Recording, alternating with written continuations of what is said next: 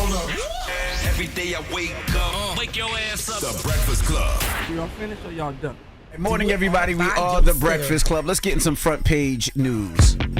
Now we're going to start off with some quick sports tonight. The Aces play the Phoenix Mercury at 8 p.m. Eastern time. That's Game 3. Aces lead this series 2-0. Last night, Aces. if you stayed up late, the Yankees took on the Blue Jays. They were down 6-3, and then Aaron Judge came through. They actually won last night 9-6. Game 4 is tonight. And the Mariners beat the Tigers. What's up, Mimi? Good morning, Envy. Charlamagne, Jess, how y'all doing? Peace, Mimi. Good morning. All right, well, we start this morning with still continued growing frustration for travelers as flight delays pile up at airports across the country. From Boston to Nashville, Chicago to Houston, passengers are once again facing long waits as the government shutdown drags on. Now, the FAA says the issue comes down to staffing. There simply aren't enough air traffic controllers, the people who guide every flight from takeoff to landing. And in Nashville, some travelers waited nearly 2 hours.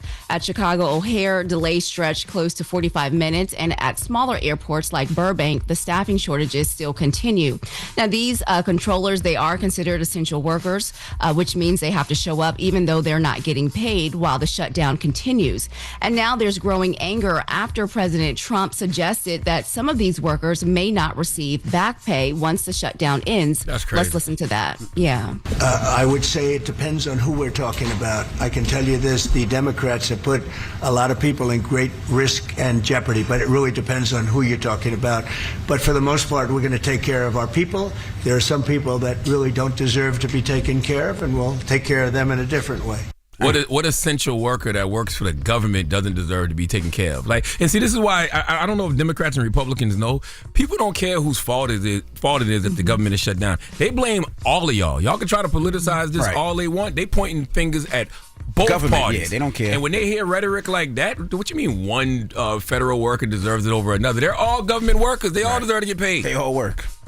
They all work. And to your point, Charlamagne, not only that, it's against the law. So back in 2019, Congress passed the Government Employment Fair Treatment Act, which guarantees that every federal worker will be paid, furloughed, or if they're working without pay. So if they're at home or if they're a TSA agent actively working, they should still get paid. So they must receive that once the government opens. So we'll see what happens. But a memo went out, and that's where all this came from. It came from the White House, and it said that furloughed workers might not automatically qualify.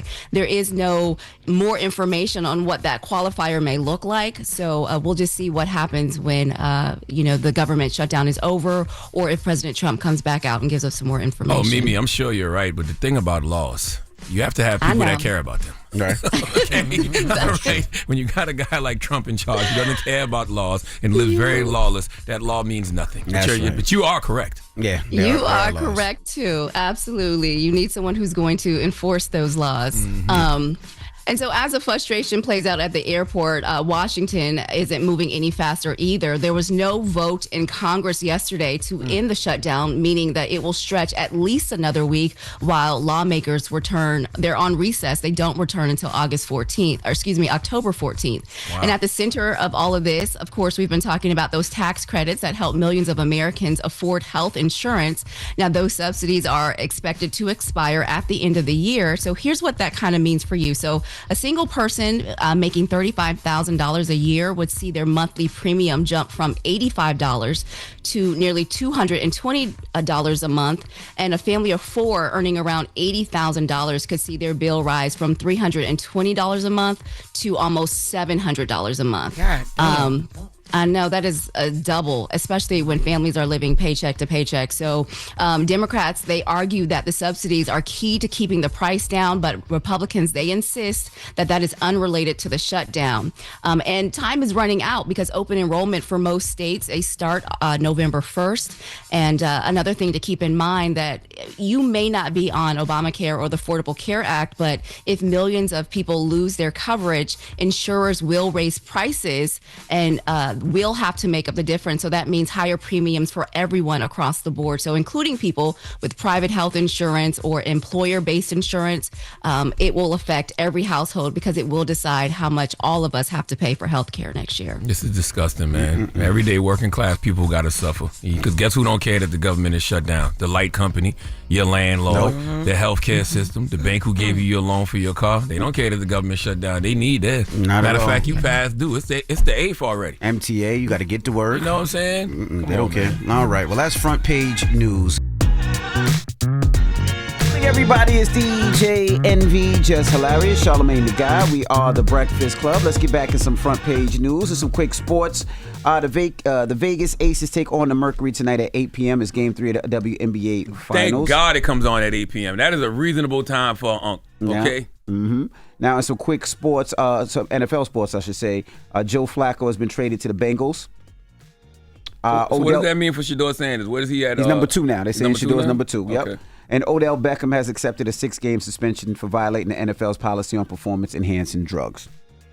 I didn't know he was on performance-enhancing drugs. When that happened? I didn't know that.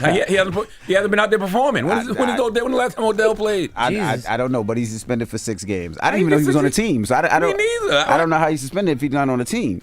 That's what he announced on the pivot. I know he was doing the pivot. Yeah. So he's suspended. And also last night the Yankees won. They came back. They were down 6-3. They won 9-6. What's up, Mimi? Good morning, Envy. Jess, Charlamagne, how you doing this morning? Peace, girl. Good morning. Okay, so we start this hour with tensions rising in Chicago, where Texas National Guard troops have arrived as part of President Trump's expanding immigration crackdown. Now, the move is already sparking outrage from city and state leaders who say the president's actions are unconstitutional. Now, the deployment comes as immigration raids have intensified across the city, and protests in suburbs have turned increasingly tense, with officers using tear gas and pepper spray on demonstrators. A federal judge hasn't stopped the deployment yet, so for now, troops are staying put, but both the Illinois Attorney General and the city of Chicago are suing, saying the president doesn't have the power to take control of the National Guard or send in troops from Texas. Now, Mayor Brandon Johnson, he is slamming the move and signed an executive order banning ICE agents from operating on city-owned property. When asked whether he thought the president would follow that order, let's listen to what he had to say. Well, do I believe this president is going to follow simple law? Well, it's clear that he doesn't, right? I mean, he is a convicted felon himself, right? This is the person who released individuals who stormed the Capitol to stage a coup against the American people. This president has spent more time militarizing his own police force than he has using his time in office to make sure that people can afford to eat in this city and across America or have access to health care. Mm-hmm. And so the White House, they are firing back, accusing the mayor of aiding and abetting criminal, illegal immigrant, killer, rapists, traffickers, and gang members. And Illinois Governor J.B. Pritzker, he says, though, this isn't about safety. This is about politics. He's arguing that Trump's troop deployment is less about crime and more about consolidating power ahead of next year's election. Let's listen to that. Well, I believe that one of the reasons Donald Trump wants to send troops into American cities is because he wants to be able to take control of the 2026 elections. Now, if they've got troops in cities and it becomes a kind of norm for people, then it won't be abnormal for them when they're going to vote having troops at the ballot boxes. So I believe that is what this is about. It's about intimidating people from going to the polls who would not vote for his party, and about the ability to take control of the elections if it doesn't go his way. He's absolutely right. And I hate how nonchalant and calm he is about that. Like, I think that, people should be ringing the alarms about what we could potentially see in 2026 and 2028, if y'all still care about free and fair elections in this country. Mm-hmm. Absolutely. I totally agree with you too, Charlamagne. That is exactly what he's doing. Meanwhile, in Oregon, Homeland Security Secretary Kristi Noem, she made a surprise visit in Portland, touring the city's ICE facilities and meeting with the governor there. So we'll keep watching as these deployment of troops keep going out in some of these cities. And meanwhile, on HBCU campuses, it is homecoming season, and the focus is supposed to be on pride and tradition. But something else is sparking conversation. The conservative group Blexit, founded by Candace Owen and Brandon Tatum and backed by Turning Point USA, is bringing its national Educate to Liberate tour to several HBCUs this month. Stops include some of the most iconic campuses. I'm talking Howard, Hampton, Florida A&M, Tennessee, North Carolina, Bowie State, Lincoln University, and these are all taking place around their homecoming celebrations. Now, according to Blexit's website, the goal is to bring conservative values to life and spark powerful conversations on HBCU campuses, but not everyone is welcoming the effort. Critics say showing up during homecoming feels less like outreach and more like picking a fight, especially during one of the most joyful, unifying times where Black campuses are celebrating homecoming.